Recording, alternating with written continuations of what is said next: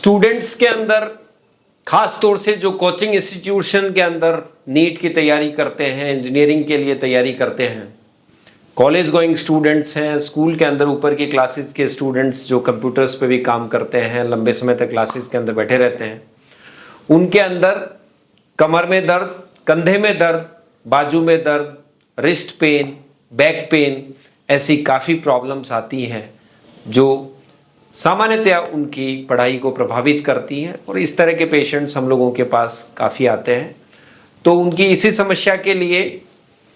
एक खास टर्म का इस्तेमाल किया जाता है उसको रोकथाम के लिए, जिसे एर्गोनोमिक सेटअप कहा जाता है। एर्गोनोमिक सेटअप का मतलब होता है कि आप अपने बैठने की जगह जहाँ पे आप पढ़ते हैं, चाहे वो क्लासरूम हो, चाहे आपके हॉस्टल के अंदर कमरे का टेबल और कुर्सी हो, चाहे आपका लाइब्रेरी हो, वहाँ आपको कैसे बैठना है, कैसे अपनी कुर्सी का हाइट रखना है, कैसे टेबल का हाइट रखना है, कैसे अपना लैपटॉप या कंप्यूटर का स्क्रीन का हाइट रखना है,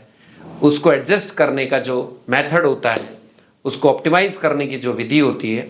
उसको ऑप्टिमाइजेशन ऑफ एर्गोनोमिक सेटअप कहा जाता है। इसी के ऊपर अपन आज बात करेंगे। तो मैं doctor Mahendra Budania joint replacement and arthroscopic series के तहत बनने वाले वीडियोस के अंदर एक बार पुनः आपका स्वागत करता हूं। एर्गोनोमिक सेटअप के अंदर अपने कंप्यूटर का स्क्रीन, अपना टेबल और अपना चेयर का हाइट किस तरह से एडजस्ट करना चाहिए जिससे आपका शरीर सुरक्षित रहे, आप आरामदायक मुद्रा के अंदर अपनी पढ़ाई कर सकें। इसके लिए आपको जैसे बैठने का पोजीशन आपका होता है, सबसे पहले कुर्सी की बात करेंगे। आपके चेयर का हाइट इस तरह का होना चाहिए कि अगर आप बैठते हैं अपने टेबल और कुर्सी के ऊपर तो आपके जब कोनिया टेबल के ऊपर टच होती हैं तो आपका एल्बो 90 डिग्री फ्लेक्शन के अंदर होना चाहिए, इतना मुड़ा हुआ होना चाहिए। इसका मतलब है कि आपकी कुर्सी और आपकी टेबल की हाइट बिल्कुल एक दूसरे को मैच करती है, उसके अनुसार ही आपको इसको रखना चाहिए। कुर्सी के अंदर अगर हम देखते हैं तो हमेशा आपका टेबल कुर्सी के पीछे की तरफ बैकरेस्ट होना चाहिए और बैकरेस्ट का पोजीशन इस तरह से होना चाहिए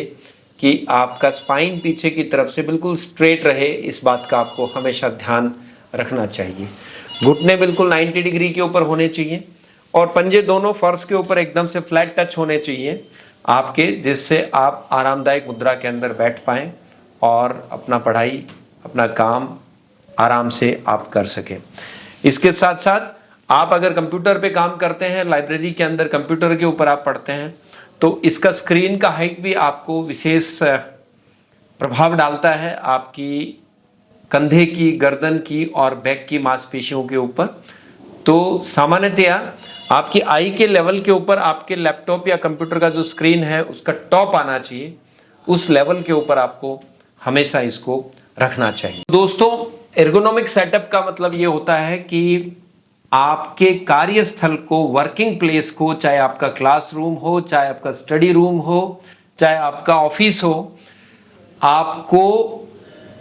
अपने सेटअप के हिसाब से अपने शरीर को झुका के, लिटा के ढालना नहीं है। इसका अर्थ यह है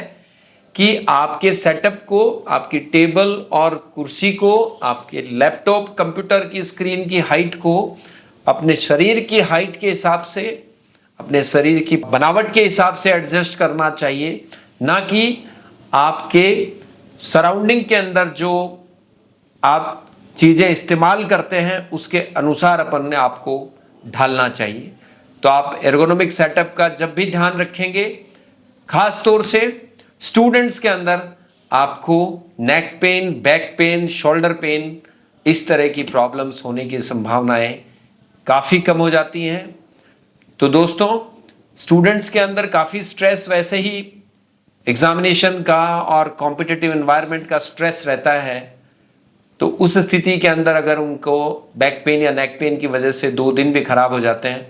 तो उनको काफ़ी परेशानी होती है, उनका स्ट्रेस बढ़ जाता है। इसलिए आप अपने एर्गोनोमिक सेटअप का ध्यान रखिए और अपनी पोजीशन और पोस्चर के कारण से होने वाली प्रॉब्लम्स जो खास तौर से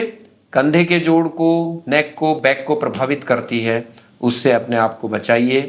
wish you all the best दोस्तों। Thank you.